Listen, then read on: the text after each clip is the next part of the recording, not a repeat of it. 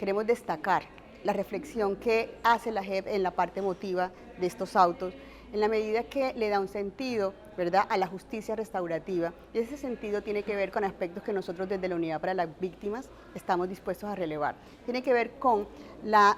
el reconocimiento de la dignidad de las víctimas, ¿cierto?, por una parte, y tiene que ver también con los espacios de participación debida de las víctimas en la reivindicación de sus derechos. Esta medida, adicionalmente, tiene un objetivo que tiene que ver con la preservación, con la intención de evitar que se dañe todo aquello que deba ser preservado y que va a ser y que va a ser utilizado o que sirven para la garantía de los derechos de las víctimas. Aquí estamos hablando de la preservación de información, estamos hablando de la preservación de lugares, estamos hablando de la preservación de personas, ¿verdad? Pero también estamos hablando del reconocimiento de un delito ocurrido allí y que ocurrió en un escenario de silencio, en un escenario de omisión por parte del Estado en la atención y reparación de vida de las víctimas, y que es la desaparición forzada. Entonces, en esa medida yo creo que las medidas cautelares impartidas reconoce también unas dinámicas del conflicto armado por una parte, pero también recoge unos hechos victimizantes, recoge lo colectivo, ¿sí? Y digamos esos hechos victimizantes dirigidos contra comunidades negras del Canal del Dique, que además, dicho sea, son sujetos de reparación colectiva por parte de la unidad. Nosotros, decía al principio que nos parece muy interesante la medida en la reflexión también que hace sobre la justicia restaurativa, en la medida que es que nosotros, dentro de los objetivos estratégicos que se plantea la unidad, es generar procesos que se orienten a la reparación transformadora con enfoque diferencial. Es decir, yo articulada, Comunidad para las Víctimas, articulada en esos espacios, esos escenarios que se plantean, ¿verdad?, que plantea la JEP,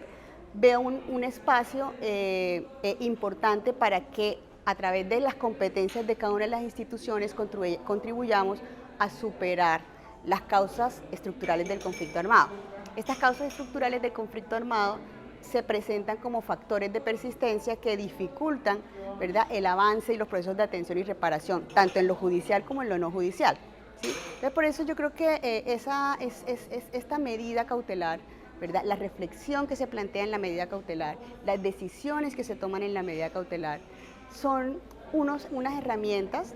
que efectivamente, si son tomadas por la institucionalidad nacional y territorial, pueden contribuir a que sigamos avanzando en la reivindicación de los derechos que reclaman las víctimas, a la verdad, a la justicia, a la reparación integral.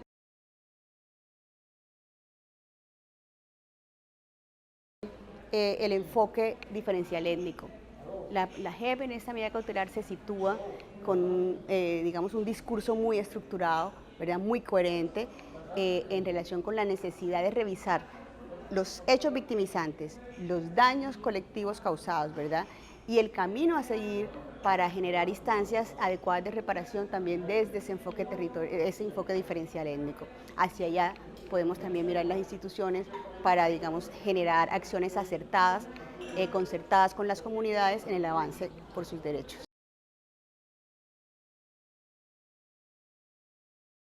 Bueno, uno de los principales retos que tenemos las instituciones, pero también creo que la sociedad colombiana en general, es que estamos generando y tenemos la obligación de seguir avanzando en los procesos institucionales de atención y reparación integral a las víctimas en un contexto, sobre todo en determinados territorios, de persistencia del conflicto armado, ¿sí? Es decir, no hemos logrado remover las causas estructurales del conflicto. El informe de la Comisión de la Verdad da cuenta de esas causas estructurales, informes de organizaciones sociales dan cuenta de esas causas estructurales, ¿cierto? En la lectura que hace la JEP también, justamente en esos autos, da cuenta de las causas estructurales del conflicto, como es el racismo estructural, por ejemplo, y esto no ha sido removido todavía, es decir, todavía estamos en proceso de remoción. Mientras esto sucede, estamos en una dinámica posible y lamentablemente que actualmente ocurre de persistencia del conflicto armado, ¿sí?, y de persistencia de esas dinámicas que han sido las que han propiciado la generación de estos hechos victimizantes cometidos contra las comunidades negras del Canal del Dique. Aquí es importante destacar también las dinámicas de silencio, las dinámicas de estigmatización, ¿verdad?, las dinámicas de marginación